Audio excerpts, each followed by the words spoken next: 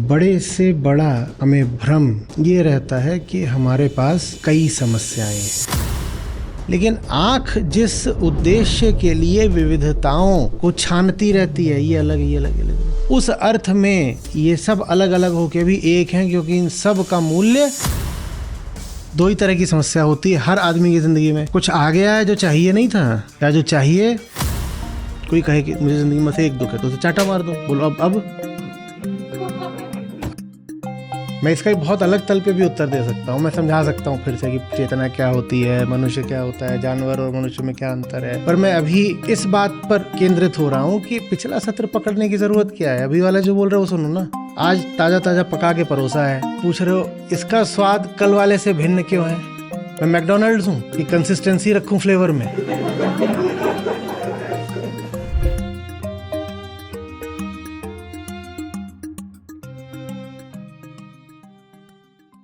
यमराज की ओर से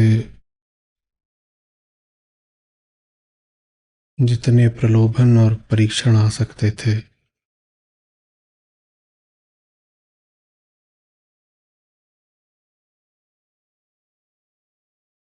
इन सब के बाद जो नचिकेता की आखिरी बात है,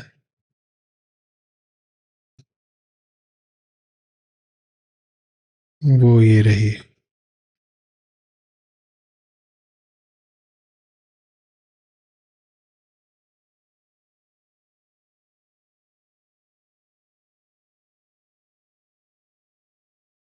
उस एक विषय के बारे में बताइए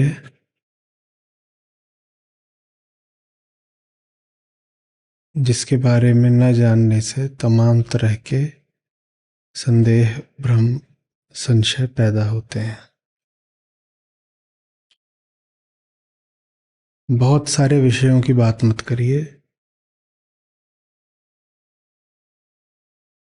बहुत सारे समाधानों की भी बात मत करिए, बहुत सारी समस्याओं का समाधान बहुत सारे विषय नहीं होते। निसंदेह समस्याएं अलग अलग रूप में, जगह पर, नाम से, प्रकार से प्रकट होती हैं। और समस्याएं यदि विविध हैं तो समाधान नहीं विविध होते।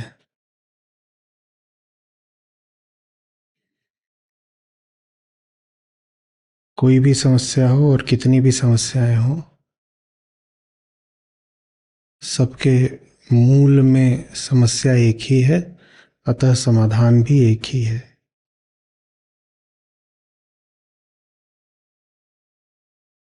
नचिकेता कह रहे हैं विविध बातें तो मैं अपने साधारण जीवन में, अपने साधारण घर में, अपने साधारण पिता की छांव में भी कर सकता था। आपके पास वही सब बातें नहीं करने आया हूं। लंबी आयु, धन, वैभव, प्रतिष्ठा, मद, अप्सराएं, ये बातें कौन नहीं करता। इन बातों को करने के लिए मैंने थोड़ी मृत्यु तक की खतरनाक यात्रा करी है।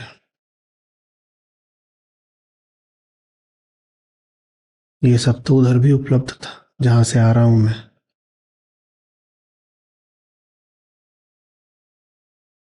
जो छोड़ कर आया हूं वही बातें दोबारा मत करिए। वो पीछे छोड़ा इसका मतलब समझता हूं उसके निसारता।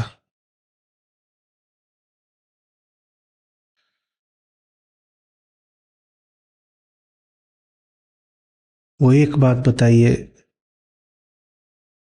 जो सब संशयों का मूल है।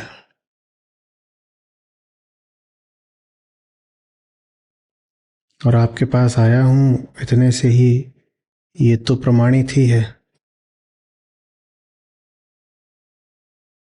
कि परम सत्य को भले न जानता हूं, जो भी कुछ वो होता हो, पर असत्य को थोड़ा बहुत पहचानने लगा हूं। ये जो 50 तरह के लालच आप दिखा रहे हैं, इनमें कोई सत्य नहीं है, इतना मैं जानता हूं। तो मेरी आयु देख करके या मेरी अनुभवहीनता देख करके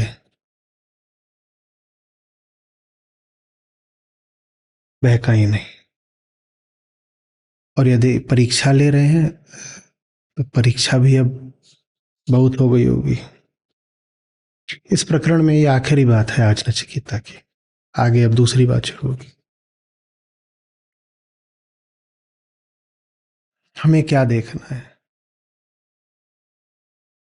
बड़े से बड़ा हमें भ्रम ये रहता है कि हमारे पास कई समस्याएं हैं। समस्या 1, समस्या 2, समस्या 3, समस्या 4, समस्या 5। इसी तरह से भ्रम ये रहता है कि मेरी और मेरे पड़ोसी की समस्याएं अलग अलग हैं। हम समस्याओं का वर्गीकरण कर देते हैं: व्यक्तिगत समस्या, धार्मिक समस्या, सामाजिक समस्या, राष्ट्रीय समस्या, अंतरराष्ट्रीय समस्या, वैश्विक समस्या, सामुदायिक समस्या, यही सब रहता है ना। और जितना हम उनको अलग अलग वर्गों में, खांचों में, कोटियों में विभक्त करते हैं, उतना हम अपने आप को आश्वस्त कर लेते हैं कि चूंकि समस्याएं अलग अलग तरीके की हैं तो उनके समाधान भी अलग अलग तरीके के होंगे। अब इसके पीछे जो बात है, जो मनोविज्ञान है, वो थोड़ा सा गौर से समझें। अलग अलग क्या होता है? विविधता सारी कहाँ होती है? कहाँ होती है? प्रकृति में। तो जब अहंकार बोलता है कि समस्याएं अलग अलग हैं, तो वो क्या कह रहा है? समस्याएं प्राकृतिक हैं, प्रकृति से है। समस्याओं का कारण प्रकृति में है, ठीक है ना। तो देखिए, समस्या कारण प्रकृति में है, तो समस्या कारण कहाँ नहीं है? मुझ में नहीं है। और प्रकृति में सब क्या होते हैं? विषय। तो समस्या का कारण क्या है? विषय का भाव या अभाव। कोई विषय है या तो ये समस्या होगी, कोई विषय नहीं है या तो ये समस्या होगी। समस्या मुझ में तो है नहीं, समस्या सारी कहाँ है? और प्रकृति में दो ही चीजें हो सकती हैं, या तो है या, है ना, अस्ति या नास्ति, भाव या। दो ही तरह की समस्या होती है हर आदमी की जिंदगी में। कुछ आ गया है जो चाहिए नहीं था, या जो चाहिए वो आया नहीं है, ठीक है ना। और इसीलिए सब समस्याओं के साथ कोई ना कोई विषय जुड़ा होता है। कोई विषय है जो नहीं मिल रहा, कोई विषय है जो मिल गया है, अब वो झंझट है, डर लगता है उस विषय से। समझ आ रही बात? तो विषय अगर समस्या है, विविध है समस्याएं, विविधता प्रकृति में होती है, तो माने विषय समस्या है, मैं तो समस्या हूं नहीं। विषय अगर समस्या है तो फिर समाधान क्या है? विषय। भाई सारी समस्या उधर है ना, तो फिर समाधान भी कहाँ होगा? उधर ही। और उधर क्या है? प्रकृति। प्रकृति माने विषय संकुल। तो विषयों का जो पूरा समुदाय है वही समस्या है। तो समाधान भी कहाँ मिलेगा? तो इधर ना तो समस्या है, ना समस्या भी और समाधान भी। ये ये हमारी सोच रहती है। क्या बताएं, बड़ी मुश्किलें हैं जिंदगी में। आध्यात्मिक कान पकड़ लेगा यहीं पर, कहेगा यहीं यहीं पे। यही मुश्किल है कि मुश्किलें हैं। मुश्किलें सब जिस दिन मुश्किल बन जाती हैं, उस दिन कोई मुश्किल बाकी नहीं रहती। पहले तो बहुवचन को एक वचन में लाओ। बहुवचन माने प्रकृति, एक वचन माने अहंकार। आत्मा माने एक वचन है क्या? मौन, कोई वचन नहीं। बहुवचन माने एक वचन माने, और ये जितने बहुवचन है वो इस एक वचन के पर्यायवाची हैं, समानार्थी हैं, क्योंकि यहीं से सारा मामला प्रक्षेपित हो रहा है बाहर को। तो ये एक इत्थे उत्थे, लेकिन ये दोनों ऐसा नहीं कि पृथक हैं, संबंधित हैं। यही जो है इसकी अनेक प्रकार की 50 अलग अलग तरीके के आपके चारों ओर मिरर्स रख दिए जाएं, दर्पण। 50 तरह के हो सकते हैं, नहीं हो सकते हैं? कोई किसी रंग अलग हो सकता है उनका, कोई भीतर घुसा हुआ है, कोई बाहर घुसा हुआ है, और वो भी घुसना ना घुसना अलग अलग हो जाएगा। कन्वेक्सिटी, कनकेविटी, वो सब अलग अलग हो सकती है। कॉन्केवो कन्वेक्स भी हो सकता है, कितने ही तरीके। आप एक हो, प्रतिबिंब कैसे दिखेंगे? ये सब हमारी विविध समस्याएं हैं। हमें क्या लगेगा? अनेक समस्याएं हैं। क्या अनेक समस्याएं हैं? एक में मुंह इतना बड़ा हो गया, एक में एकदम छोटे हो गए, टीटू बन गए, एक में एकदम लंबे हो गए, और सब समस्याएं अलग अलग लग रही हैं कि नहीं? कितने दर्पण हैं, और हर दर्पण में एक अलग समस्या दिख रही है। किसी में ऐसे ठुड्डी निकल आई है, किसी में तोंद फूल गई है, किसी में भीतर से पिचक गए हैं। आप जिस भी प्रकार की अपनी आकृति चाहो, आप बस ये बता दो कि मुझे अपनी ऐसी आकृति चाहिए, ठीक उसी तरह का दर्पण तैयार किया जा सकता है जो आपको वैसी आकृति दे देगा। ऐसा ही बनाया जा सकता है जो आपको ऊपर से गोला नीचे से काला कर दे, या ऊपर से काला नीचे से गोरा कर दे। आप बताइए तो, या नाक के इस तरफ आप गोरे हो जाएं, इधर काले हो जाएं, ये सब हो सकता है। कोई समस्या नहीं है, बहुत ही नहीं, इसके लिए कोई बड़ा वैज्ञानिक चाहिए, हो जाएगा। किसी अच्छे कॉलेज की प्रयोगशाला में भी ये काम हो जाएगा। बड़ी समस्याएं, बड़ी समस्याएं, जितने तरह के दर्पण, मूल समस्या क्या है?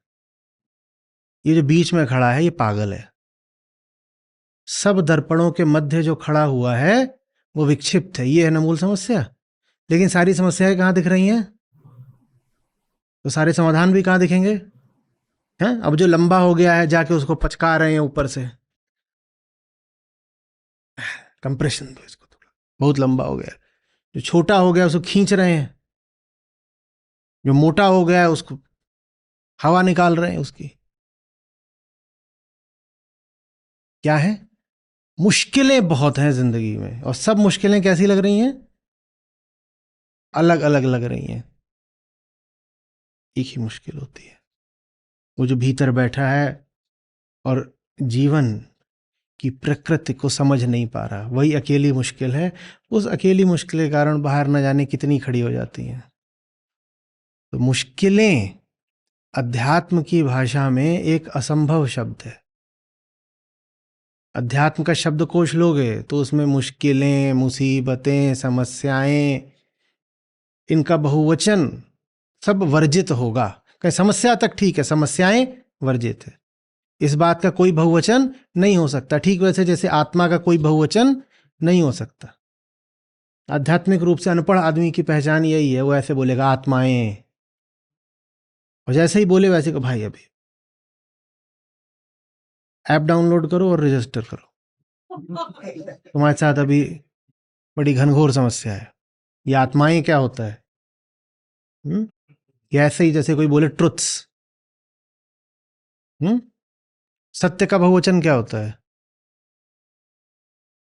सत्य का क्या बहुवचन है? तो आत्मा का क्या बहुवचन होगा? 6 ब्रह्म जा रहे थे, क्यों नहीं जा सकते? क्यों हंस रहे हो? ऐसे तो बहुत आसानी से बोल देते हो, 1 आत्मा, 5 आत्मा, 7 आत्मा। तो वैसे ये भी बोलो ना, 6 आधा दर्जन ब्रह्म टहलते नजर आए।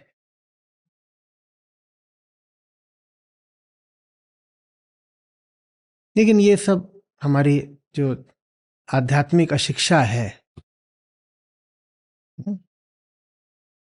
उसका हिस्सा बन गया है, ऐसी बात करना। वो तो बहुत ही खैर क्रूड बात हो गई, स्थूल एकदम, कि आत्माएं आत्माएं बोल रहे हो। लेकिन समस्याएं भी वास्तव में एक असंभवता है, इम्पॉसिबिलिटी। इन बातों को बहुवचन में मानना आत्मज्ञान की कमी को दर्शाता है। आप समस्या वहां देख रहे हो जहां है नहीं, और जहां आप देख रहे हो वहां वो हमेशा दिखाई देगी बड़ी तादाद में, बाहुल्य में, मल्टीप्लिसिटी में। वहां वो है ही नहीं, इसीलिए वहां वो बहुत सारी दिखाई देगी। गजब बात है, जहां नहीं है वहां बहुत सारे दिखते हैं, जहां है वहां कोई नहीं दिखता। जहां नहीं है समस्या वहां बोलते चलो बेटा साथ में, वहां बहुत सारी दिखती हैं, और जहां सचमुच है वहां एकदम नहीं दिखती है। जिसको जिंदगी में बहुत सारी समस्याएं हों उसको एक ही समस्या है, मद में है, विक्षिप्त है, टुन्न। उसको बहुत सारी समस्याएं दिख रही हैं, बहुत। इसका विपरीत भी बिल्कुल सही होगा, जैसा कि द्वैत की दुनिया में होता है। जिसको दुनिया में बहुत सारी खुशियां हों उसको एक ही खुशी है, उसकी खुशी ये है कि इग्नोरेंस इज ब्लिस।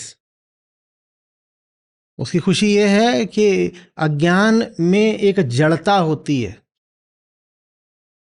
उपनिषद कहते हैं कि सुषुप्ति आनंदमय कोश की बात है। गजब, जो एकदम ही जड़ हो गया, इतनी गहरी नींद सो रहा है कि मस्तिष्क काम ही नहीं कर रहा, विचार स्वप्न अतिशय सूक्ष्म हो गए हैं, कुछ यहाँ तरंग अब चल ही नहीं रही, तो उस स्थिति को भी उपनिषद कहते हैं ये आनंद की स्थिति है, वो आनंदमय कोश है। गजब बात, जड़ता में भी एक आनंद होता है। समझ रहे बात? तो जिसको बहुत सारी खुशियां हैं समझ लो कि वो जड़ है, उसको उसी जड़ता का पुरस्कार मिल रहा है एक तरह से। अरे न तो दुख बहुत होते हैं न सुख बहुत होते हैं।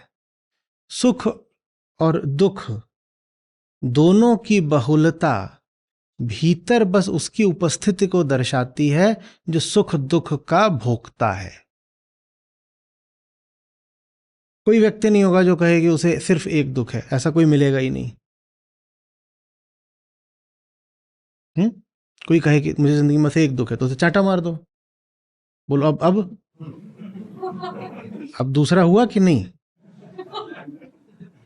कभी भी ऐसा नहीं हो सकता कि किसी को सिर्फ, इसी तरह से ये भी नहीं हो सकता कोई बोले कि मुझे तो बस एक बात में सुख मिलता है, कोई बोले मुझे तो बस खाने में सुख मिलता है, तुरंत उसका गला पकड़ लो और फिर जब हाय हाय करे तो छोड़ो, बोलो अभी सुख मिला ना, सांस लेने में है ना घोर सुख, रुक गई थी सांस तो क्या, अब आया ना सुख।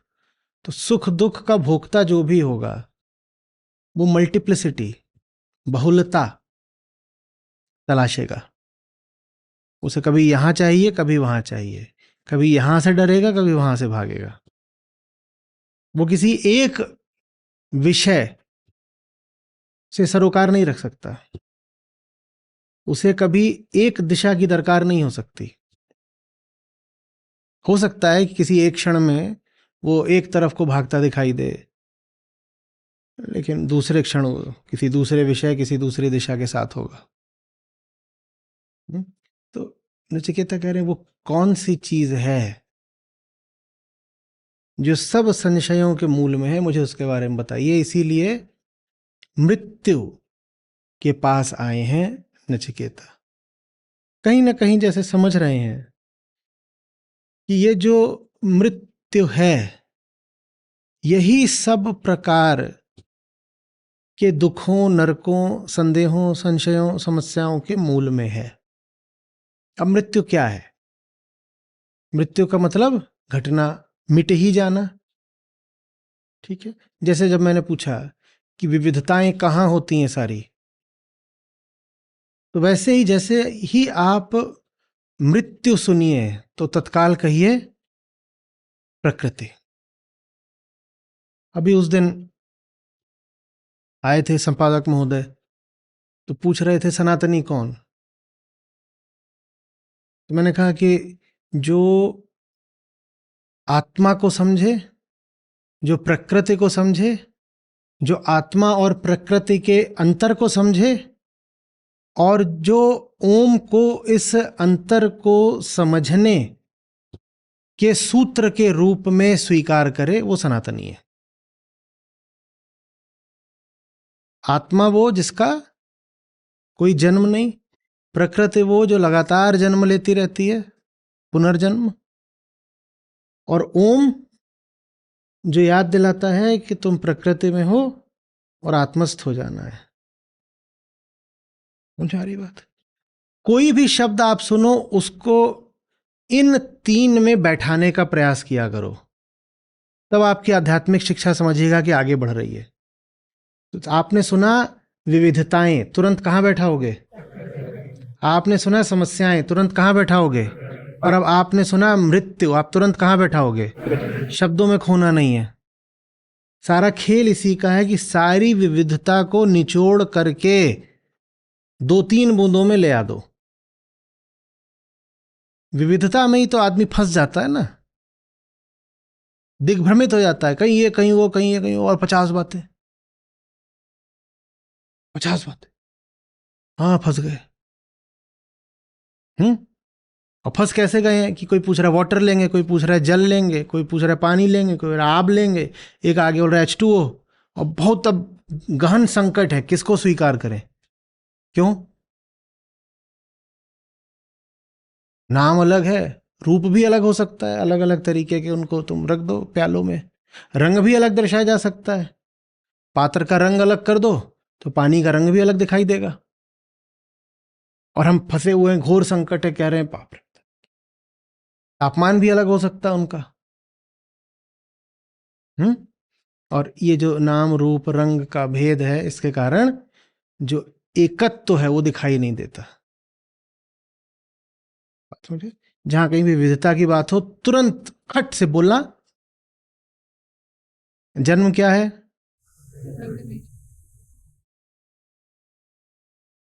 गाड़ी का फैक्ट्री से निकलना क्या है, गाड़ी का चलना क्या है, स्क्रैप यार्ड क्या है। नहीं तो फिर ढोल बजाते रह जाओ, फिर तो कल्पनाओं कोई अंत नहीं है। फिर तो स्क्रैप यार्ड क्या, फिर तो टायर में घुसो, एक एक नट में घुसो, एक एक बोल्ट में घुसो, एक एक वायर में घुसो, अंतर ही अंतर नजर आएंगे। इन्हीं अंतरों में आदमी परेशान हो जाता है, एकदम खोपड़े का बाजा बज जाता है। अंतर अनंत है, अनंत को कभी पार नहीं कर पाओगे। प्रकृति में अगर विविधताएं खोजने निकलोगे तो अनंत है, इसीलिए कामना अनंत है। नाम रूप रंग अलग अलग है ना, तो कामना का अंत नहीं हो सकता। इसीलिए कामना को हमेशा आशा बनी रहेगी कि अगले नाम से, अगले रूप से, अगले प्रकार से कुछ नया मिल जाएगा। तो निष्काम कौन हो पाता है? जो जान जाता है कि पानी, जल और आब एक ही बात है। तो अगर पानी की प्यास नहीं थी तो जल पे प्रयास मत करो। अब जो काम पानी नहीं कर पाया वो काम जल नहीं कर पाएगा, और जो काम शीशे की ग्लास वाला नहीं कर पाया पानी, वो काम तांबे की ग्लास वाला भी नहीं कर पाएगा। बेकार में पीछे मत भागो उसके, वो सब दिखते अलग अलग हैं, एक ही, उनमें ऐसा कोई अंतर नहीं है। दौड़ लगाने से कुछ नहीं, ये निष्कामता है। सिर्फ यहीं पर आकर के ठगा जाना आदमी का रुकता है। उसको दिख जाता है कि ये जो सब है बस ये दिख लग रहा है, इसीलिए हम इंद्रियों के सताए हुए हैं। आंखें कभी एक चीज देख सकती हैं? आंखें क्या हमेशा देखती हैं? आंखों के सताए हुए हैं। काले पे काला खड़ा कर दो, काला दिखाई नहीं देगा। ये है जैसे यहाँ पे कुछ काला चिपका दो, काला टेप यहाँ लगा दो, ये है पट्टी देख रहे हैं काली, इस पे काला टेप लगाइए, कुछ दिखाई देगा? आंखें आपको धोखा देती हैं। वो जहां समता है वो दिखाएंगी ही नहीं। निकाल लो बाहर। इन्होंने दुखी किया है। विविधता दिखाएंगी, बस समता दिखाएंगी ही नहीं, काले पे काला दिखाएंगी नहीं। अभी वहां पे जाके कोई जरा सा चौक्स मार दे तो एकदम वो वहां से उभर के सामने आएगा। इन्होंने ठेका ले रखा है हमें बेवकूफ बनाने का। ये दिखाती ही अलग अलग है, ये अलग है, तो ये जितना अलग होगा मामला उतना अलग होगा। समझ आ रही बात? जो खाल है, इसी के रंग के कपड़े पहन लो तो बहुत पीटे जाओ, कहेंगे देखो ये सार्वजनिक घूम रहे हैं नंगे होके। और किसी को लुभाना हो तो कहते कंट्रास्ट पहनते हैं, ये करते हैं, देखो ऊपर लाल पहना है नीचे नीला पहना है।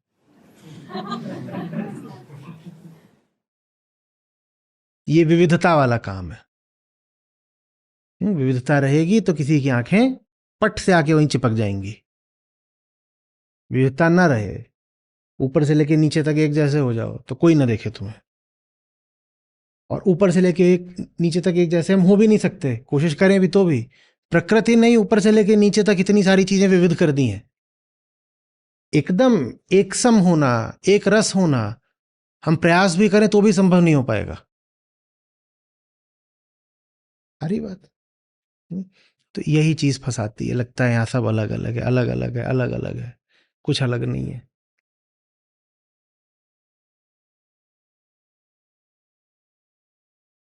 जिस अर्थ के लिए इन सब विविधताओं की ओर आंख भाग रही है, उस अर्थ में ये सब एक हैं, क्योंकि ये सब नाकारा है।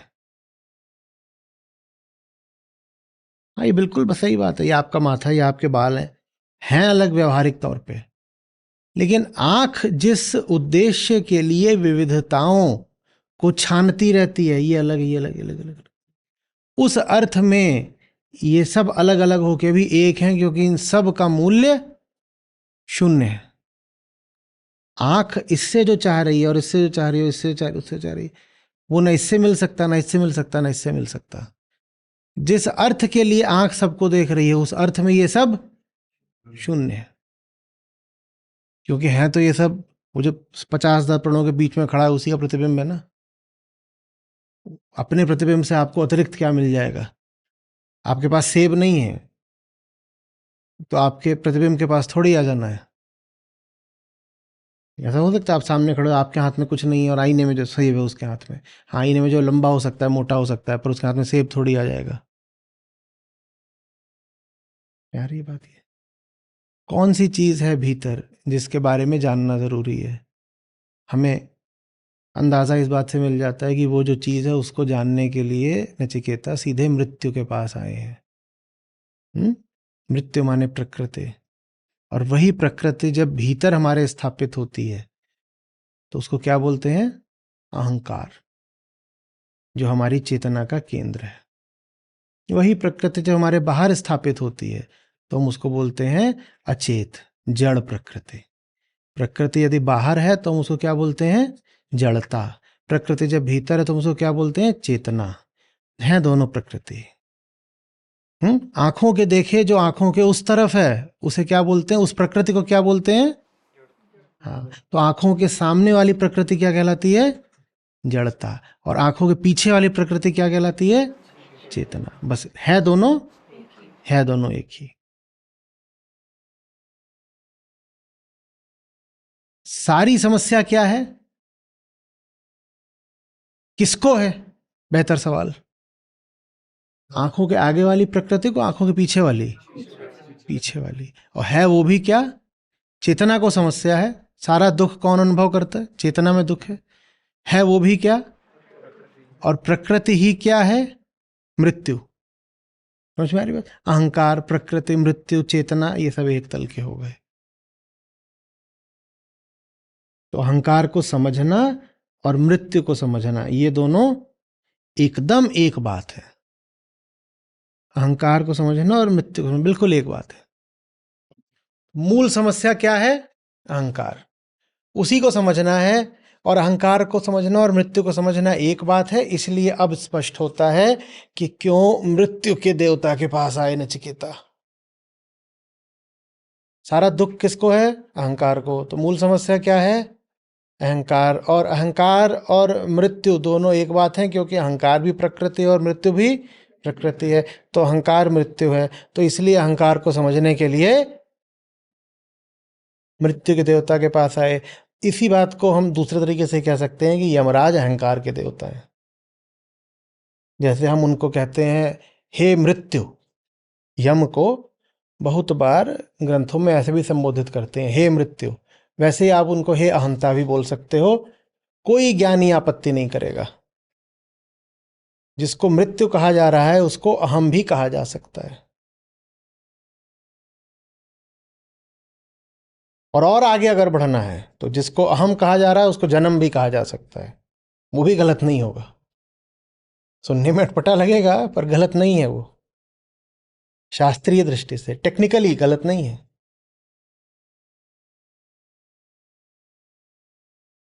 समझ में आ रही बात यहां पर? तो नचिकेता कह रहे हैं देखिए, ये जो दृश्य जगत है इसके विषयों से मत लुभाइए, क्योंकि मैं इतना तो जान गया हूं, बहुत ज्ञानी नहीं हूं आपकी तरह, पर इतना तो जान गया हूं कि समाधान वहां नहीं है। वहां बस क्या है, अनगिनत विविधताएं। आदमी गिनते गिनते मर जाए। आपको कहा जाए अस्तित्व में जो कुछ है गिनो, तो क्या करोगे? गिनते गिनते मरोगे, और क्या होगा? आखिरी क्षण तक भी गिनती पूरी हो जाएगी क्या? पता है हम बहुत झूठ बोलते हैं छोटे बच्चों को। अब तो खैर तारे दिखते ही नहीं धुएं के मारे, जब दिखते थे वैसे कितने तारे हैं, बोलते जितने तेरे सर में बाल हैं।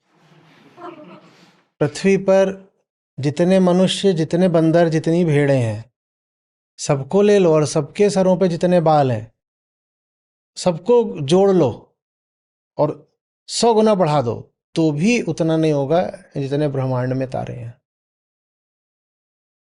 गिनते गिनते मर जाओगे, इतनी विविधता है। आ रही बात समझ में?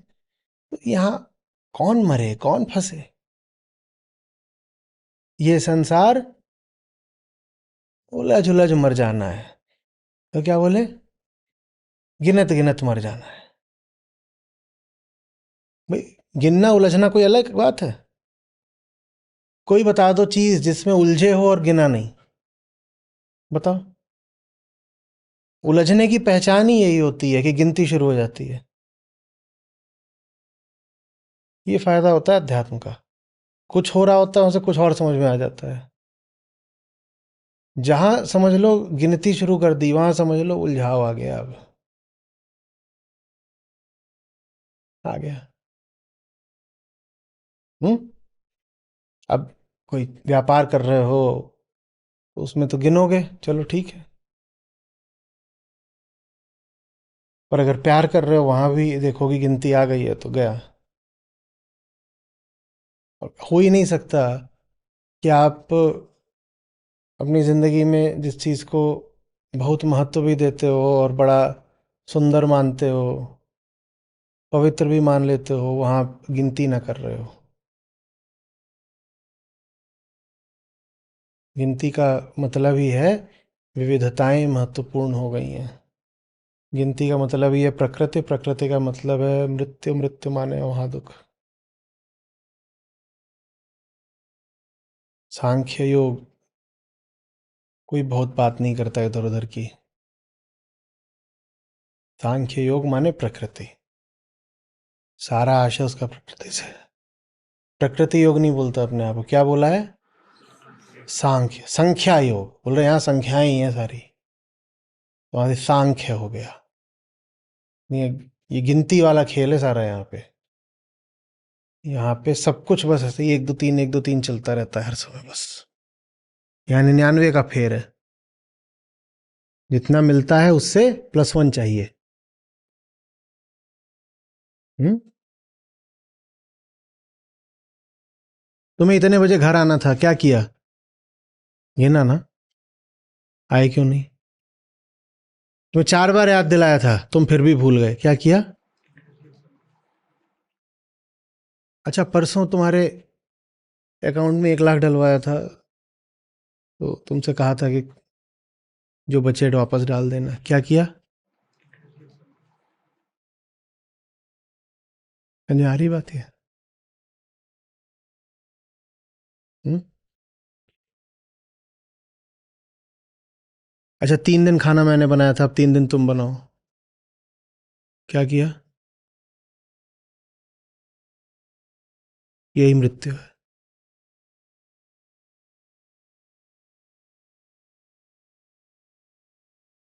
मृत्यु माने ही भूत होता है।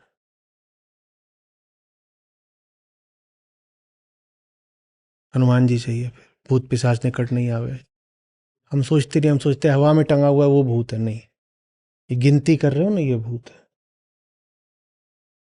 वर्तमान की तो कोई गिनती होती नहीं ना। हम्म, भूत की ही गिनती होती है।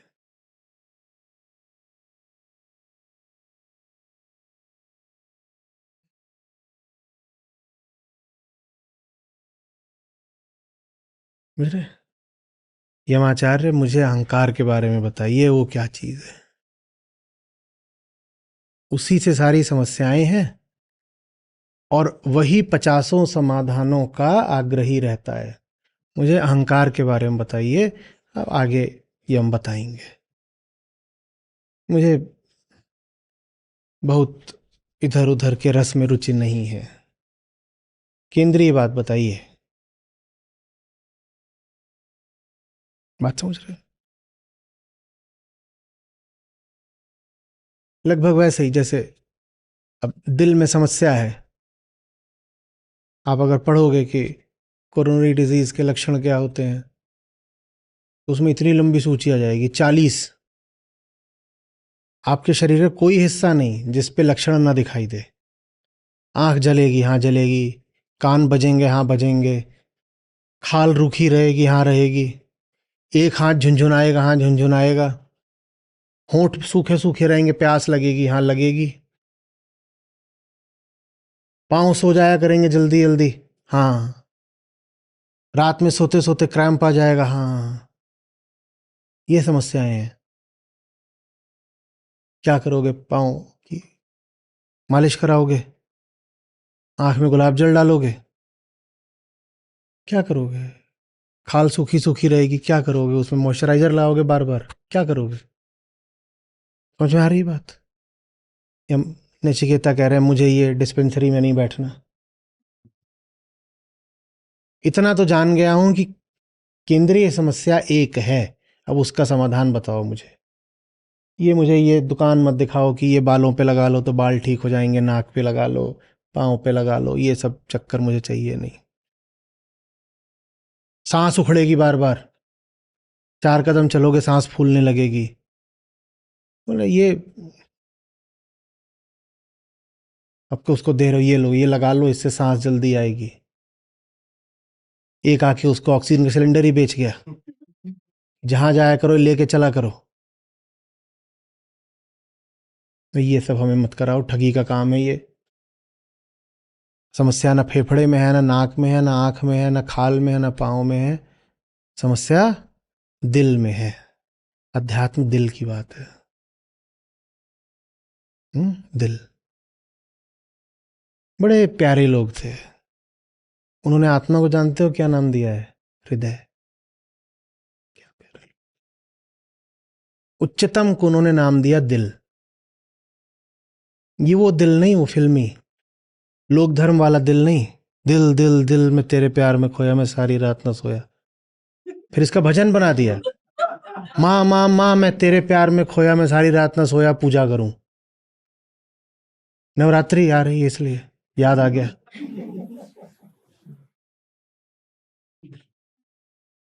वो वाला दिल नहीं। माँ माँ माँ मैं तेरी भक्ति में खोया, मैं सारी रात न सोया पूजा करूं। वो वाला दिल नहीं। कौन सा दिल? वो दिल नहीं जो जिसमें से भावनाएं उठती हैं, वो दिल जो बोध का केंद्र है। अध्यात्म दिल की बात है। नचिकेता दिल के बारे में पूछने आए हैं। कह रहे खाल और ये सब बहुत हो गया, दिल बताओ, दिल।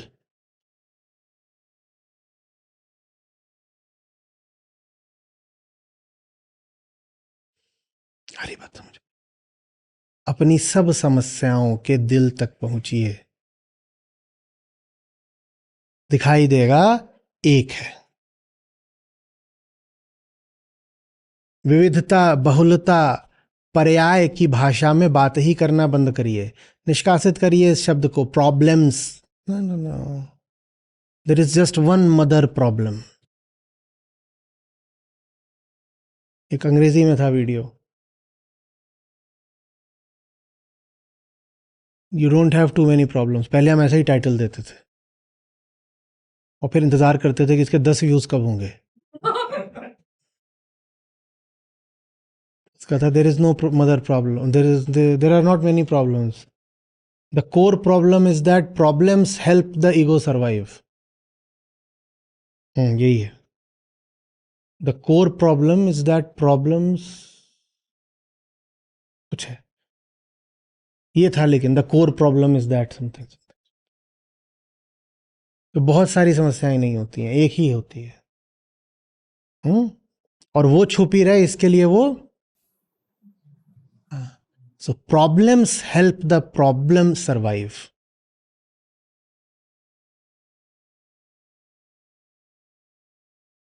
And solutions keep the solution away.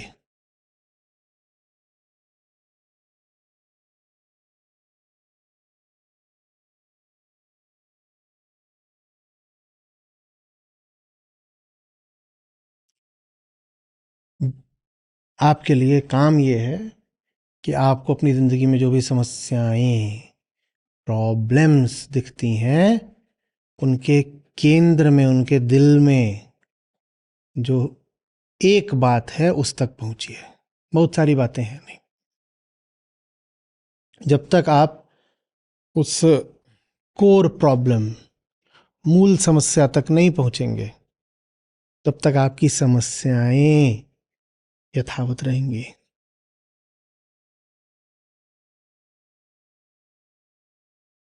अरे बात समझ में, और बहुत अलग अलग तरीके की हो सकती हैं। मैं सोने आता हूं, मुझे नींद नहीं आती, मैं ज्यादा सो जाता हूं, मुझे जूता खरीदने मुझे समय नहीं मिल रहा, कोई मुझे समझता नहीं है, मुझे गुस्सा जल्दी आ जाता है, मुझे कितना भी कहा जाए मुझ में उत्साह ही नहीं आता। ये सब अलग अलग तरीके की लग रही है ना? नहीं, अलग अलग तरीके की एक। जब तक वो अलग लग रही हैं उनका कोई समाधान होगा भी नहीं। समस्या ही यही है कि समस्याएं बहुत अलग अलग लग रही हैं। समस्याएं अपने आप में नहीं समस्या है, समस्याओं में अनेकता देखना ही समस्या है।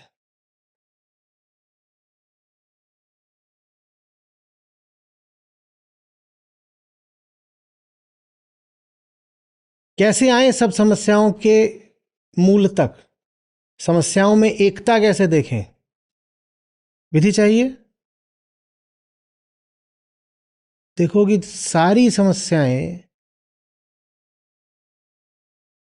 किसी एक को ही हैं, वही ऐसा है कि उसे ये हो सकती है समस्या, और वो जैसा है उसे वो वाली भी होगी। फिर वो जैसा है उसे ये वाली भी होगी, और वो जैसा है उसे वो वाली भी होगी। सब अलग अलग दृश्यों को एक में पिरोने वाला सूत्र है दृष्टा। सब समस्याओं की साझी जड़ तक पहुंचना है, तो देखो किसको हैं वो सारी समस्याएं। वही है सब समस्याओं का साझा सूत्र, अन्यथा नहीं पहुंच पाओगे समस्या की जड़ तक। समस्या की जड़ में वही बैठा है जिसको समस्या है। नहीं तो सब समस्याएं बहुत अलग अलग तरीके की लगी ना। एक समस्या ये है कि भाई मेरा रक्तचाप बढ़ा रहता है, और एक समस्या ये है कि मेरी सांस डायन है। अब ये दोनों तो बहुत अलग अलग तरीके की हैं। लेकिन जैसे ही देखोगे कि इन दोनों इसको अनुभव करने वाला कौन है, किसको हैं ये दोनों ही समस्याएं, एकदम कोहरा छटेगा, कोई बात दिखाई देगी। नचिकेता समझना चाहते हैं वो कौन है। वो शरीर में रहता है, वो शरीर ही है, क्या वो मृत्यु से पहले था, क्या वो मृत्यु के बाद रहेगा?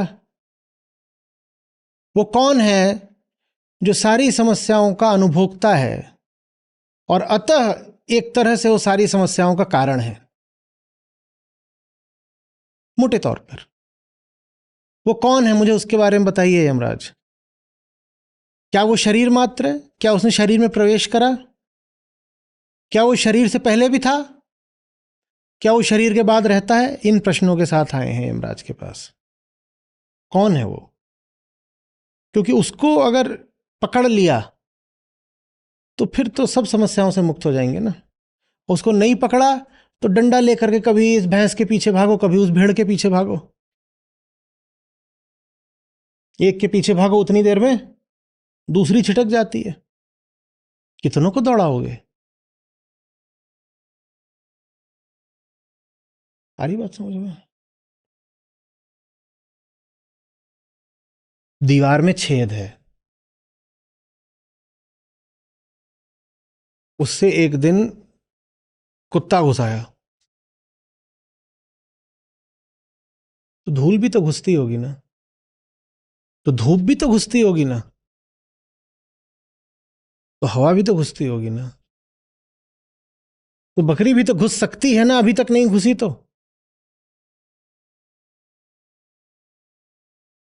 कुत्ता समस्या है, बिल्ली समस्या है, बकरी समस्या है, धूल समस्या है, धूप समस्या है, सांप समस्या है, पानी समस्या है, आंधी समस्या है।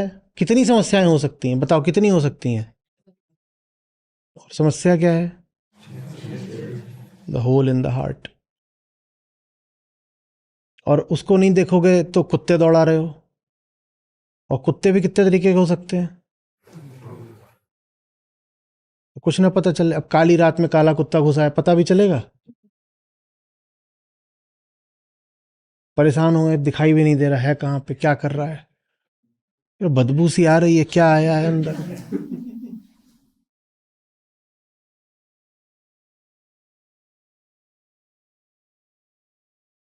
कितनी विविधताएं संभव हैं। चूहा, कोई सीमा है?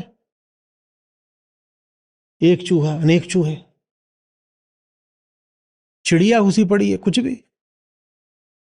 पूरी दुनिया को दौड़ाओ, चोर घुसेगा उसके अंदर, कौन नहीं घुसेगा?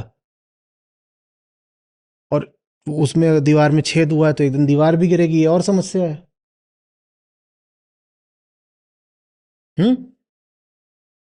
लोगों को दूसरों के यहाँ घुस करके फोटो और वीडियो बनाने का बड़ा शौक है, कोई वहां पे कैमरा लगा के रील बनाएगा तुम्हारी।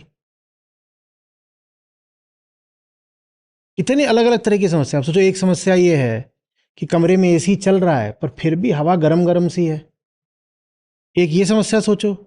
उसके लिए एसी वाले को फोन कर रहे हो, क्या एसी खराब है क्या तुम्हारा, 22 पे लगा रखा है तब भी गर्मी नहीं जा रही। अब एक ये समस्या है, और एक ये समस्या है कि आप अंदर बैठे हुए थे, अपना नहा धो रहे थे, किसी ने आपकी रील डाल दी। ये दोनों समस्याएं एक जैसी लग रही हैं। एसी ठंडा नहीं करता, एक ये समस्या है, और एक ये समस्या है कि आपको पता भी नहीं चला वहां आपकी रील वायरल हो रही है। ये दोनों समस्याएं कितनी अलग अलग दिख रही हैं, एकदम अलग अलग है ना, एकदम अलग अलग है। और दोनों में है क्या? एक छेद। दिल में छेद नहीं होना चाहिए, उससे इतनी अलग अलग तरह की समस्याएं होंगी कि पता ही नहीं लगेगा, और आम बुद्धि पकड़ नहीं पाएगी कि इतनी विविध समस्याएं किसी एक केंद्रीय कारण से कैसे हो सकती हैं। हुँ? कल तक ये था कि एक बिल्ली आती है पता नहीं कहां से, आज चूहा आ गया। बिल्ली और चूहा एक ही चीज कैसे हो सकते हैं? कल तक ये था कि वहां से कुछ आता है, एक ये भी हो सकता है कि आज यहां से कुछ निकल गया। अब आना और जाना एक ही समस्या कैसे हो सकते हैं? ये तो विपरीत लग रहे हैं, पर दो विपरीत प्रकृति की समस्याएं भी हैं एक ही केंद्रीय कारण से। क्या? दीवार में छेद है, और हम कहेंगे इतनी अलग अलग तरीके की हैं, कुछ हो गया नहीं, क्या बताएं, कुछ भी हो सकता है।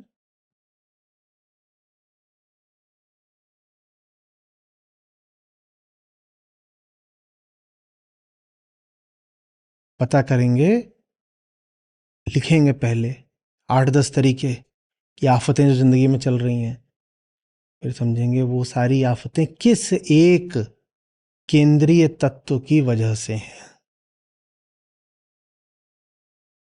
ये ईमानदारी से पकड़ लिया तो बहुवचन का एक वचन हो जाएगा। नमस्ते आचार्य जी। हम्म। सबसे पहले मैं आपके सामने कुछ प्रश्न रखना चाहूंगा जो अभी चर्चा चल रही थी उसी से संबंधित है। पहले प्रश्नकर्ता पूछ रहे हैं कि Acharya ji, solutions keep the solution away, इस स्टेटमेंट को मैं कैसे समझूं? आपके सारे सॉल्यूशंस जो है ना वो प्रॉब्लम स्पेसिफिक होते हैं। छेद है, बिल्ली घुस रही है, तो आप बिल्ली स्पेसिफिक सॉल्यूशन ले आए हो। क्या? कुत्ता। छेद नहीं बंद किया, घर में कुत्ता बांध लिया, इससे थोड़ी हो जाएगा। कल तक समस्या ये थी कि बिल्ली अंदर आती थी, कल समस्या ये होगी कि कुत्ता बाहर जाता है। गजब चमत्कार हो गया। ये दूसरा चमत्कार पहले वाले से भी ज्यादा घातक है। बिल्ली छोटी सी चीज, वो अंदर आई तो कुछ अपने आप को समझा लेते थे कि भाई कहीं छोटा मोटा कहीं कोई छेद छूट गया होगा तो बिल्ली घुस आती है, दरवाजा खुला तो उतनी देर में आ गई। अब उठा ला एक पग, अब और पग भी अक्सर गायब रहता है। अब क्या करें? ज्यादा बड़ी समस्या हो गई। कारण क्या है? छेद है। So the false solution keeps the real solution away, and false solutions are always a multiplicity. एक नहीं अनेक होंगे। बिल्ली घुसी तो बिल्ली के लिए एक सॉल्यूशन होगा, चूहा घुसा तो चूहे के लिए एक सॉल्यूशन होगा, एसी ठंडा नहीं कर रहा तो उसके लिए सर्विस सेंटर के पीछे पड़े हैं, वो एक सॉल्यूशन हो गया। या कुछ और हो गया, चोर आ गया, वो यहाँ से चुरा के भाग गया तो थाने में चक्कर लगा रहे हैं, वो एक सॉल्यूशन हो गया। कितने सॉल्यूशन निकाल रहे हो? सॉल्यूशंस, सॉल्यूशंस, ये भी नहीं कहना चाहिए फॉल्स सॉल्यूशंस। सॉल्यूशन के साथ जैसे ही एस लगाया, उसको एक प्लूरैलिटी बनाया, वैसे ही वो फॉल्स हो गया। All pluralities are false.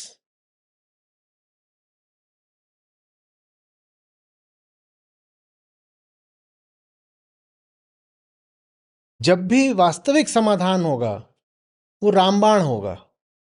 रामबाण माने एक गोली जो सारी बीमारियों का इलाज है, और अगर वो सब बीमारियों का इलाज नहीं है तो फिर वो किसी भी बीमारी का इलाज नहीं है। या तो इलाज होगा तो समग्र होगा, नहीं तो एकदम नहीं होगा, व्यर्थ होगा। शारीरिक बात नहीं हो रही है। शरीर में ऐसा नहीं है कि हाथ की हड्डी टूट गई है तो नाक पे प्लास्टर बांधो, कि इलाज तो समग्र ही करना है। हम आंतरिक बात कर रहे हैं। ये जो हमारी सब मानसिक समस्याएं होती हैं ना, फलाना ये फलाना वो पजाए, उसमें या तो समस्याएं हल होंगी तो सब होंगी और एक साथ होंगी, नहीं तो कुछ नहीं होगा। पीसमील सॉल्यूशंस, खंड खंड समाधान नहीं चलेंगे।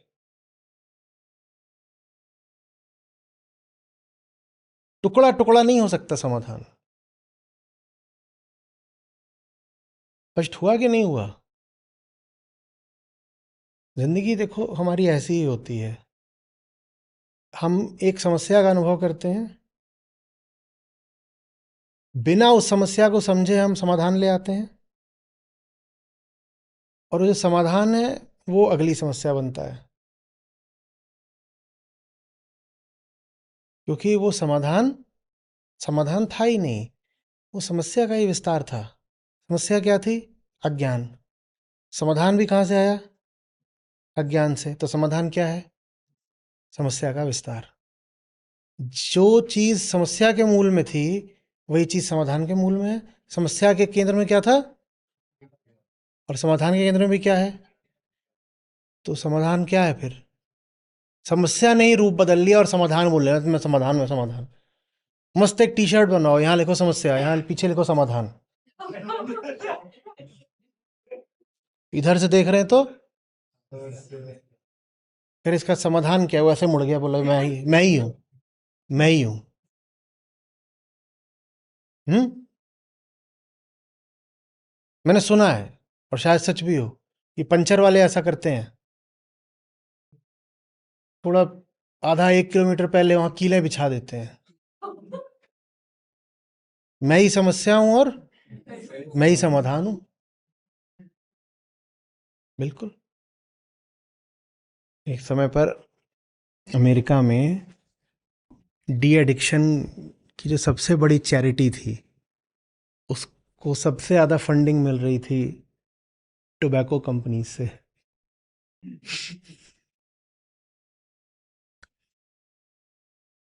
हम्म? और उनका बड़ा नाम था क्या, कि ये तो देखो डी एडिक्शन में इतना काम कर रहे हैं।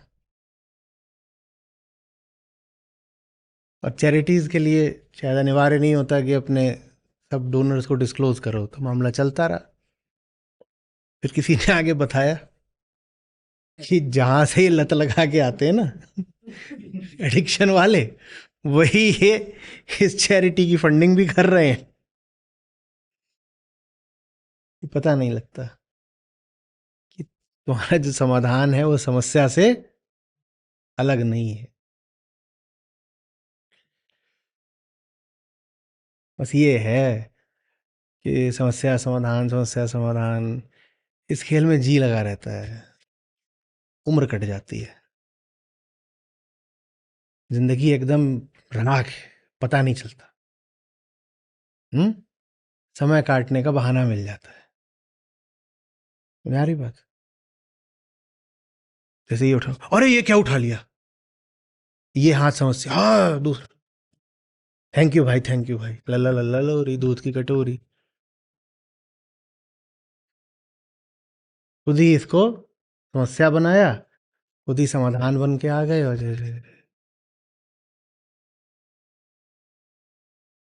थोड़ी देर में दूध में बतासा, मुन्ना करे तमाशा।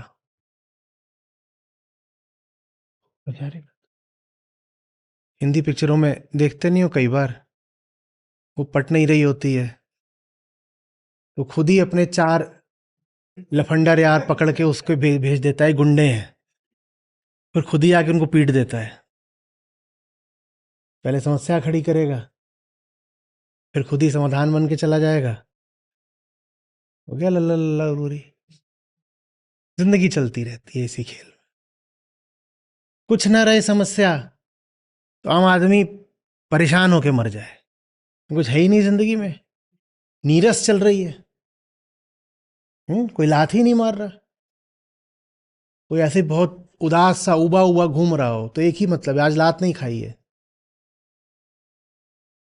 कहीं से पिटो, लुटो, कोई 10 रुपया छीन ले, फिर किसी तरह से उसमें से 5 वापस ले लो, तब तो खुशी छाती है। जिंदगी का क्या मतलब? पहले 10 रुपया लुटाओ, 5 रुपया वापस पाओ और 8 रुपए की पार्टी करो। 5 रुपया वापस पाया है कि नहीं? यारों के यार हैं, बड़े दिलदार हैं, पार्टी भी जबरदस्त होगी अब। यही जिंदगी है। लुटना जरूरी है, उसके बिना पार्टी हो सकती थी? बस। भैया जी घर वापस आ गए, लगता था जान चली ही जाएगी। डॉक्टर ने तो हाथ खड़े कर दिए थे। दिल का ऑपरेशन करने के लिए दिल खोला तो दिल ही नहीं था। न जाने कौन सी पुदीना को दे आए, बड़ी हालत खराब थी। पर किसी तरह से कुछ करके इनको बचाया गया, घर आ गए, जबरदस्त पार्टी। भैया जी इतने दिल फेंकना होते कि अस्पताल पहुंचना पड़े तो पार्टी होती? पार्टी होने के लिए भी क्या जरूरी है?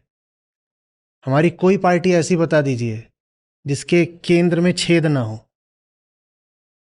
समस्या के बिना पार्टी करोगे क्या? और ये जिन समस्याओं को हम हल करने में जीवन लगा देते हैं, वहाँ समस्या ये नहीं है कि आपने हल करने में जीवन लगाया, बात यह है कि वो समस्या नकली है।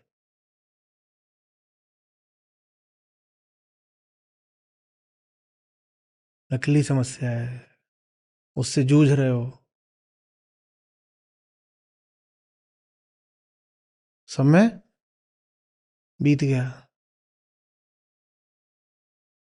इंजन खराब है, टायर धो रहे हैं, एकदम चमका दिया, ऐसा चमका दिया कि उसको देख के अपना कंघी उंगी कर लो टायर में। खराब क्या है?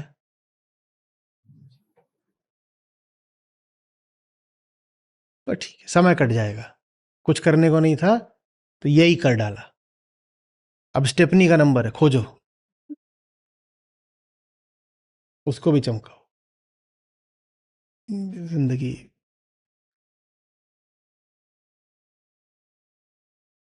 आचार्य जी, चंद्रशेखर राव जी पूछ रहे हैं कि आप हमेशा कहते हैं कि बस तीन होते हैं, प्रकृति, अहम और आत्मा। लेकिन आज के सत्र में आपने दो एंटिटीज की बात करी, प्रकृति और अहम, और कहा कि वो एक ही हैं। तो इस बात को कैसे समझें? बार बार तो बोला है, हम प्रकृति की औलाद है। उठता प्रकृति से है, जाना उसे आत्मा की ओर है। मम्मी उसे पैदा करती हैं, पर जाना उसको पिया के पास है। इतनी बार तो ये बात हुई है। नैहरवा हमका न भावे, आया तो वहीं से है ना, ती घर का है। प्रश्न ये होना चाहिए कि आत्मा की बात क्यों नहीं करी। तो अगर सही बात कर रहे हो तो वो आत्मा है, आत्मा की बात नहीं करी जाती। सही बात ही आत्मा है। उस सही बात का मुद्दा कुछ भी हो, बात अगर सही है तो वो आत्मा है। मुद्दे तो हमेशा प्रकृति के होंगे, मुद्दा कहां से आत्मा का होगा? आत्मा कोई मुद्दा नहीं बन सकती। पर किसी भी मुद्दे पर अगर बात सही हुई है तो सही बात आत्मा है। आत्मा कोई बात नहीं होती, पर हर सही बात आत्मा होती है। तो आत्मा की बात अब और कम से कम होगी। जब आप लोग सब नए नए थे तो जैसे ककहरा पढ़ाया जाता है वैसे बता दिया था। अब मैं कभी बनाता हूं ये? बहुत हो गया, कुछ नहीं है सब। तीन कहाँ है? दो हैं। दो कहाँ है? एक है। एक भी नहीं है, भूसा और पड़ेगा। सर जी, स्वाति जी हैं यूएस से, वो पूछ रही हैं कि चेतना के बारे में पिछले सेशन में बात हुई थी कि चेतना जो है इंसानों में है और ये जानवरों से हमें अलग करती है। पशु बच्चों में विचार नहीं होते हैं। ऐसा कुछ नहीं, मैंने नहीं बोला। आई डिसोन। मैं कोई ठेका ले रखा है पिछली बात को जस्टिफाई करने का? मैं कह रहा हूं मैंने बोला नहीं, और बोल दिया होगा तो बोल दिया होगा। आज जो बात बोली वो समझ लो। ये कोई जनरल नॉलेज का सिलेबस पूरा कर रहे हो क्या कि वो भी याद रखना है, ये भी याद रखना है? पहली बात तो वो चीज़ कि चेतना मनुष्य में होती है और पशु में चेतना नहीं होती है, ऐसा मैंने कभी बोला नहीं होगा। लेकिन हाँ, बिल्कुल हो सकता है कि और कुछ बातें ऐसी बोली हों जिसमें विरोधाभास दिख जाए। तो मैं ये पूछ रहा हूँ कि आप विरोधाभास याद करके बैठे हो क्या? आपको यहाँ पर कुछ ज्ञान देने के लिए, कुछ मेमोराइज कराने के लिए थोड़ी बैठाया है। ये ध्यान केंद्र है। आप यहाँ बैठे हो, सुनने से ध्यानस्थ हो जाओ, यही समाधान है। आप यहाँ बैठ करके ऐसे थोड़ी होना है।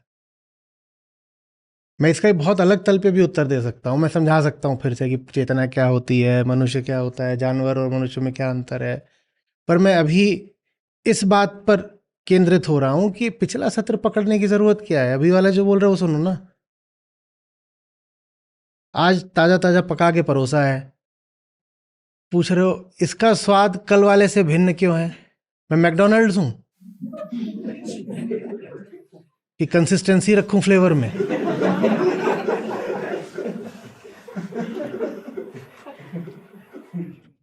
कभी कुछ पकाया, कभी कुछ पकाया।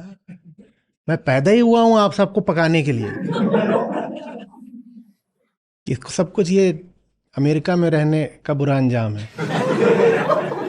वहां सब कुछ कंसिस्टेंट होता है। आप भारत आइए, आप बता दीजिए यहाँ कोई भी चीज कल जैसी होती हो तो वही फ्लाइट है, कल 11 बजे गई होगी, आज 4:30 बजे जाएगी। वही कैरियर, वही नंबर, वही सब कुछ। टीवी पर हमारा प्रोग्राम आता है, उसका समय निर्धारित है, वो कभी भी उस समय नहीं आता। लोगों को लगा ही तो लेट ही आता है, तो कोई 15 मिनट, कोई आधा घंटा देर से टीवी खोलता है। एक दिन उन्होंने आधा घंटा पहले चला दिया। बोले हम बिल्कुल भेदभाव नहीं करते, हम इस तरफ को अगर झुक सकते हैं तो इस तरफ को भी झुक सकते हैं। गलती होगी तो दोनों तरफ को होगी, ये हिंदुस्तान है। वहां रह के लग जाता है कि हर चीज को बिल्कुल, और कंसिस्टेंसी है, पर वहां है जहां होना चाहिए। बच्चे को पकड़ रहे हो, वो किधर को भी भाग सकता है और मुझे उसे पकड़ना है, तो मैं कंसिस्टेंटली एक ही दिशा में थोड़ी भागूंगा।